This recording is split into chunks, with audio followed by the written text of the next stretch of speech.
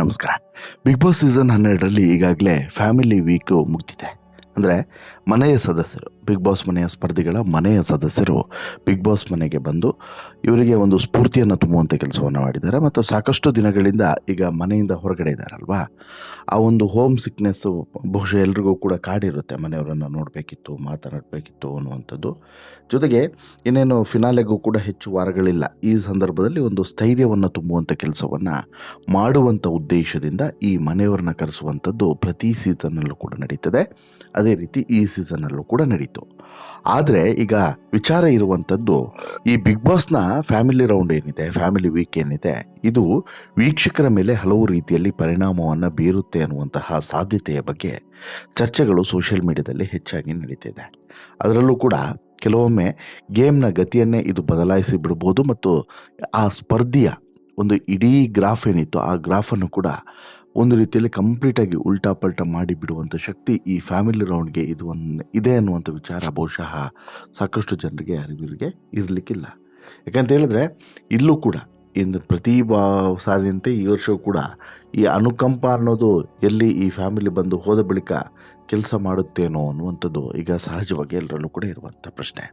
ನಿಮಗೆ ನೆನಪಿರ್ಬೋದು, ಈ ಹಿಂದೆ ಸಾಕಷ್ಟು ಸೀಸನಲ್ಲೂ ಕೂಡ ಇದೇ ರೀತಿ ಆಗಿತ್ತು. ಈಗಲೂ ಕೂಡ ಆಗುತ್ತೇನೋ ಅನ್ನುವಂಥದ್ದು. ಯಾಕೆ? ಅದಕ್ಕೆ ಎಕ್ಸಾಂಪಲ್ ಸಮೇತ ಒಂದಷ್ಟು ಉದಾಹರಣೆಗಳನ್ನು ನಿಮಗೆ ಕೊಡ್ತೀನಿ. ಈ ಸೀಸನ್ನಲ್ಲೂ ಕೂಡ ಅದೇ ರೀತಿ ಯಾಕೆ ಆಗಬಹುದು ಮತ್ತು ಯಾರಿಗಿದು ವರವಾಗಬಹುದು ಅನ್ನೋದನ್ನು ಕೂಡ ತಿಳಿಸ್ತಾ ಹೋಗ್ತೀನಿ. ಅದಕ್ಕಿಂತ ಮುಂಚೆ ನೀವಿನ್ನೂ ಕೂಡ ನಮ್ಮ ಚಾನಲನ್ನು ಸಬ್ಸ್ಕ್ರೈಬ್ ಮಾಡಿಲ್ಲ ಅಂದರೆ ದಯವಿಟ್ಟು ಕೂಡಲೇ ಸಬ್ಸ್ಕ್ರೈಬ್ ಮಾಡಿ ಸ್ನೇಹಿತರೆ. ನಾನೀಗಾಗಲೇ ಹೇಳಿದಂತೆ ಈ ವಾರ ಬಿಗ್ ಬಾಸ್ನಲ್ಲಿ ಫ್ಯಾಮಿಲಿ ರೌಂಡು ನಡೆದಿದೆ. ಈ ರೌಂಡು ವೀಕ್ಷಕರ ಮೇಲೆ ಹಲವು ರೀತಿಯಲ್ಲಿ ಪರಿಣಾಮವನ್ನು ಬೀರುವಂಥ ಸಾಧ್ಯತೆ ಇದೆ ಅನ್ನೋದು 100% ಸತ್ಯ. ಈಗ ಆ್ಯಕ್ಚುಲಿ ಇಲ್ಲಿ ಬಿಗ್ ಬಾಸ್ನ ಫ್ಯಾಮಿಲಿಯನ್ನು ಕರೆಸುವಂಥದ್ದು, ಸ್ಪರ್ಧಿಗಳ ಫ್ಯಾಮಿಲಿಯನ್ನು ಕರೆಸುವಂಥ ಉದ್ದೇಶ ಏನಂತ ಹೇಳಿದ್ರೆ, ಇಲ್ಲಿ ಈ ಆಟಗಾರರ ಮೇಲೆ, ಸ್ಪರ್ಧಿಗಳ ಮೇಲೆ ಇದು ಪರಿಣಾಮವನ್ನು ಬೀರಲಿ, ಅವರ ಆಟದ ವೇಗ ಇನ್ನೊಂದು ಸ್ವಲ್ಪ ಹೆಚ್ಚಾಗಲಿ. ಜೊತೆಗೆ ಅವರಿಗೆ ಈಗ ಸಾಕಷ್ಟು ದಿನಗಳಿಂದ ಫ್ಯಾಮಿಲಿಯನ್ನು ನೋಡದೆ ಅದೊಂದು ಭಯ ಇದ್ದೇ ಇರ್ತದೆ. ಏನಾಗಿದೆಯಪ್ಪ, ಏನಪ್ಪ ಮನೆಯಲ್ಲಿ, ಹೇಗಿದ್ದಾರೆ, ಹೇಗೆ ನೋಡ್ತಿದ್ದಾರೆ, ಏನಾಗ್ತಿದೆ ಹೊರಗಡೆ, ಈ ರೀತಿಯಾದಂತಹ ಒಂದಷ್ಟು ಕುತೂಹಲಗಳು, ಪ್ರಶ್ನೆಗಳು ಸಹಜವಾಗಿ ಇದ್ದೇ ಇರ್ತದೆ. ಈ ಎಲ್ಲ ಪ್ರಶ್ನೆಗಳಿಗೆ ಮತ್ತು ಈ ಎಲ್ಲ ಕುತೂಹಲಗಳಿಗೆ ಉತ್ತರವನ್ನು ಹುಡುಕುವಂತಹ ಪ್ರಯತ್ನವನ್ನು ಮಾಡಿದಾಗ ಫ್ಯಾಮಿಲಿಯವರು ಬರಬೇಕಾಗುತ್ತೆ. ಆ ಫ್ಯಾಮಿಲಿಯವರನ್ನು ಕರೆಸುವಂಥದ್ದು ಪ್ರತಿ ಸೀಸನ್ನಲ್ಲೂ ಕೂಡ ನಡೆಯುತ್ತೆ. ಹಾಗಾಗಿ ಈ ಸೀಸನ್ನಲ್ಲೂ ಕೂಡ ನಡೆದಿದೆ. ಅದರಲ್ಲೇನೂ ಕೂಡ ವಿಶೇಷತೆ ಇಲ್ಲ. ಆದರೆ ವಿಶೇಷತೆ ಇರುವಂಥದ್ದು ಇವರು ಬಂದು ಹೋದ ಬಳಿಕ ಆಗುವಂತಹ ಕೆಲವೊಂದು ಪ್ರಕ್ರಿಯೆಗಳ ಮೇಲೆ. ಹೌದು, ಪ್ರತಿ ಬಾರಿಯಂತೆ ಈ ಬಾರಿಯೂ ಕೂಡ ಈ ಫ್ಯಾಮಿಲಿಯವರು ಬಂದಿದ್ದಾರೆ. ಬಂದಂತಹ ಬಳಿಕ ಇಲ್ಲಿ ಗೇಮ್ನ ಗತಿಯನ್ನೇ ಬದಲಾಯಿಸುವಂಥ ಸಾಧ್ಯತೆ ಇದೆ. ಈ ಫ್ಯಾಮಿಲಿಯವರ ಎಂಟ್ರಿ ಏನಿದೆ, ಇದರಿಂದ ಆ ಸ್ಪರ್ಧಿಗಳ ಗೇಮ್ನ ಗತಿಯೇ ಬದಲಾಗುವಂತಹ ಉದಾಹರಣೆಗಳು ಇದ್ದಾವೆ ಅನ್ನೋದು ಕೂಡ ಸತ್ಯ. ಫ್ಯಾಮಿಲಿ ರೌಂಡ್ನ ಬಳಿಕ ಬಿಗ್ ಬಾಸ್ನ ಆಯ್ಕೆ, ಅಂದರೆ ಜನರು ಈ ಬಿಗ್ ಬಾಸನ್ನು ನೋಡುವಂಥ ರೀತಿ ಮತ್ತು ಸ್ಪರ್ಧಿಗಳ ವಿಚಾರದಲ್ಲಿ ಇವರ ಚಿಂತನೆಗಳು ಎಲ್ಲವೂ ಕೂಡ ಬದಲಾಗುವಂಥ ಚಾನ್ಸಸ್ ಇರ್ತದೆ ಅನ್ನುವಂಥದ್ದು ಇಲ್ಲಿ ಕೆಲವರ ಅಭಿಪ್ರಾಯ. ಯಾಕೆ, ಹೇಗೆ ಹೇಳ್ತೀನಿ ನೋಡಿ. ಫ್ಯಾಮಿಲಿ ರೌಂಡು ಪ್ರೇಕ್ಷಕರ ಆಯ್ಕೆಗಳ ಮೇಲೆ ನೇರವಾದಂಥ ಪರಿಣಾಮವನ್ನು ಬೀರ್ತದೆ. ಈ ಹಿಂದಿನ ಎಲ್ಲ ಸೀಸನ್ಗಳನ್ನು ನೋಡ್ಕೊಂಡು ಬಂದಾಗ ಈ ಮಾತು ನಿಜ ಅಂತೇಳಿ ಅನಿಸುತ್ತೆ. ಫ್ಯಾಮಿಲಿ ರೌಂಡು ಒಂದು ಎಮೋಷ್ನಲ್ ರೌಂಡ್ ಮಾತ್ರವಲ್ಲ, ಆ ಸ್ಪರ್ಧೆಯ ಸಂಪೂರ್ಣ ಬ್ಯಾಕ್ಗ್ರೌಂಡನ್ನು ತೆರೆದಿಡುವಂತಹ ರೌಂಡ್ ಕೂಡ ಹೌದು.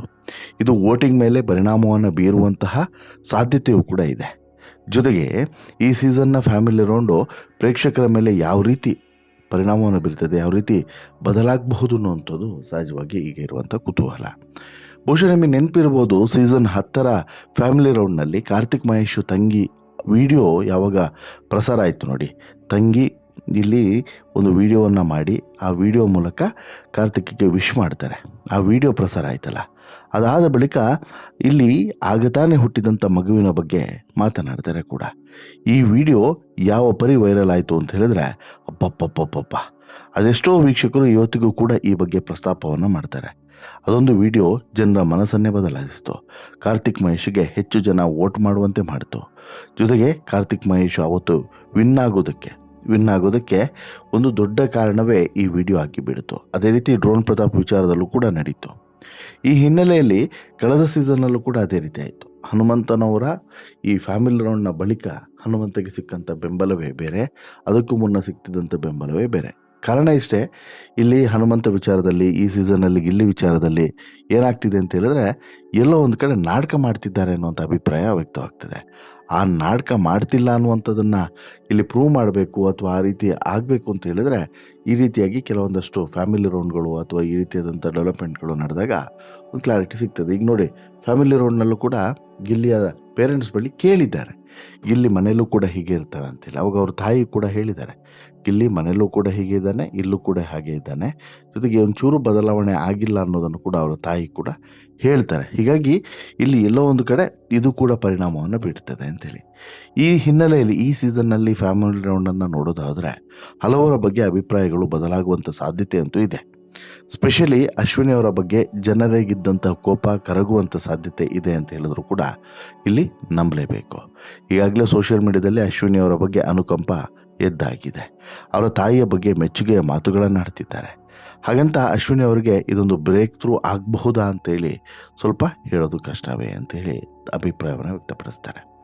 ಇನ್ನು ನಿಮಗೆಲ್ಲ ಗೊತ್ತಿರೋ ಹಾಗೆ ಗಿಲ್ಲಿ ಈ ಸೀಸನ್ನ ಬೆಸ್ಟ್ ಎಂಟರ್ಟೈನರ್. ಹೊರಗೆ ಆತನ ಹವಾ ನೆಕ್ಸ್ಟ್ ಲೆವೆಲ್ಗಿದೆ. ಗ್ರಾಮದಲ್ಲೂ ಹಳ್ಳಿಯಲ್ಲೂ ಕೂಡ ಗಿಲ್ಲಿ ಇವತ್ತು ತಲುಪಿಯಾಗಿದೆ. ಗಿಲ್ಲಿಯ ಹಾವಳಿ ಜೋರಾಗೇ ಇದೆ. ಬಹುಶಃ ಫ್ಯಾಮಿಲಿ ರೌಂಡ್ ಆದಮೇಲೆ ಈ ಹವಾ ಇನ್ನಷ್ಟು ಹೆಚ್ಚಾಗುವಂಥ ಸಾಧ್ಯತೆ ಇದೆ ಮತ್ತು ಆತನನ್ನು ಪ್ರೀತಿಸುವಂಥವರು ಮತ್ತು ಇಷ್ಟಪಡುವಂಥವರು ಸಂಖ್ಯೆ ಕೂಡ ಡಬಲ್ ಆಗೋದ್ರಲ್ಲಿ ಅನುಮಾನನೇ ಇಲ್ಲ. ಹಾಗಾಗಿ ಗಿಲ್ಲಿಗೂ ಕೂಡ ಇದು ತುಂಬ ಪ್ಲಸ್ ಪಾಯಿಂಟ್ ಆಗುತ್ತೆ ಅನ್ನೋದರಲ್ಲಿ ಡೌಟೇ ಇಲ್ಲ. ಇನ್ನು ಅದೇ ರೀತಿ ಸೂರಜ್ ಬಗೆಗಿನ ಅಭಿಪ್ರಾಯವೂ ಕೂಡ ಬದಲಾಗುವಂಥ ಚಾನ್ಸಸ್ ಇದ್ದರೆ ಅವರ ಫ್ಯಾಮಿಲಿ ಬಗ್ಗೆ ಸೂರಜ್ ಹೇಳಿದಂಥ ಒಂದೊಂದು ಮಾತುಗಳು ಕೂಡ ಮನಮುಟ್ಟುವಂತಿದೆ. ಹೀಗಾಗಿ ಸೂರಜ್ ಬಗ್ಗೆ ಜನರಿಗೆ ಒಂದು ಅನುಕಂಪ ಈಗಾಗಲೇ ಎದ್ದಾಗಿದೆ. ಇನ್ನು ಒಂದು ವಿಚಾರವನ್ನಂತೂ ನಾವಿಲ್ಲಿ ಹೇಳಲೇಬೇಕು. ಅದೇನು ಅಂತ ಹೇಳಿದ್ರೆ, ಇಲ್ಲಿ ಎಲ್ಲರ ಬಗ್ಗೆನೂ ಕೂಡ ಒಂದೊಂದು ರೀತಿಯಾದಂತಹ ಒಂದು ಅಭಿಪ್ರಾಯಗಳು ವ್ಯಕ್ತವಾಗಿರ್ತವೆ. ಅಂದರೆ ಈ ಸ್ಪರ್ಧಿ ಹೀಗೆ, ಇವರು ಹೀಗೆ ಅನ್ನುವಂಥ ಅಭಿಪ್ರಾಯಗಳು ವ್ಯಕ್ತವಾಗಿರ್ತದೆ. ಅದಕ್ಕೆ ಕಾರಣ ಆ ಸಂದರ್ಭದಲ್ಲಿ ಸೃಷ್ಟಿಯಾಗುವಂಥ ನಾನಾ ಸನ್ನಿವೇಶಗಳು. ಆದರೆ ಆ ಒಂದೊಂದು ಸನ್ನಿವೇಶಗಳಲ್ಲಿ ಸೃಷ್ಟಿಯಾಗುವಂತಹ ಆ ಎಲ್ಲ ಚಿತ್ರಣಗಳು ಬದಲಾಗೋದು ಯಾವಾಗ ಅಂತ ಹೇಳಿದ್ರೆ, ಈ ರೀತಿಯಾಗಿ ಏನಾದರೂ ಒಂದು ಬದಲಾವಣೆಯನ್ನು ನಾವು ನೋಡಿದಾಗ. ಇಲ್ಲೂ ಕೂಡ ಹಾಗೆ ಅನುಕಂಪ ಇಲ್ಲಿ ವರ್ಕ್ ಆಗುತ್ತೆ ಅಂತೇಳಿ ಖಂಡಿತವಾಗ್ಲೂ ಯಾಕೆ ಹೇಳ್ಬೋದು ಅಂತ ಹೇಳಿದ್ರೆ ಹೀಗಾಗಿನೇ. ಹಾಗಾಗಿ ಫ್ಯಾಮಿಲಿ ರೌಂಡ್ನ ನಂತರ ಬಿಗ್ ಬಾಸ್ನ ಗೇಮ್ ಡೈನಾಮಿಕ್ ಆಗಿ ಬದಲಾಗ್ತದೆ ಅನ್ನೋದು ಪಕ್ಕ. ಅಂದರೆ ಕಂಪ್ಲೀಟಾಗಿ ಬಿಗ್ ಬಾಸ್ನ ಗೇಮ್ ಕಂಪ್ಲೀಟಾಗಿ ಬದಲಾಗುತ್ತೆ ಅನ್ನೋದು 100% ಪಕ್ಕ ಅನ್ನೋದು ಈಗ ಎಲ್ಲರ ಅಭಿಪ್ರಾಯ. ನೋಡೋಣ ಏನಾಗುತ್ತೆ ಅಂತ ಹೇಳ್ಬಿಟ್ಟು. ನಿಮ್ಮ ಪ್ರಕಾರ ಈ ಫ್ಯಾಮಿಲಿ ರೌಂಡ್ನ ಬಳಿಕ ಇಂಪ್ಯಾಕ್ಟನ್ನು ಬೀರಿದ್ರೆ ಯಾವ ವಿಚಾರ ಇಂಪ್ಯಾಕ್ಟನ್ನು ಬೀರಬಹುದು, ಯಾರ ಮೇಲೆ ಇಂಪ್ಯಾಕ್ಟನ್ನು ಬೀರಬಹುದು ಅನ್ನುವಂತಹ ಮಾಹಿತಿ ನಿಮಗಿದ್ರೆ ಅಥವಾ ನಿಮ್ಮ ಅಭಿಪ್ರಾಯವನ್ನು ಏನಾದರೂ ವ್ಯಕ್ತಪಡಿಸೋದಾದರೆ ಕಮೆಂಟ್ ಮಾಡಿ ವ್ಯಕ್ತಪಡಿಸಿ ಅಂತೇಳಿ ಹೇಳ್ತಾ, ಈ ಸ್ಟೋರಿ ಇಷ್ಟ ಆಯಿತು ಅಂತ ಹೇಳಿದ್ರೆ ಲೈಕ್ ಮಾಡಿ, ಶೇರ್ ಮಾಡಿ, ಚಾನಲ್ಗೆ ಸಬ್ಸ್ಕ್ರೈಬ್ ಆಗೋದನ್ನು ಮರಿಬೇಡಿ. ಧನ್ಯವಾದ.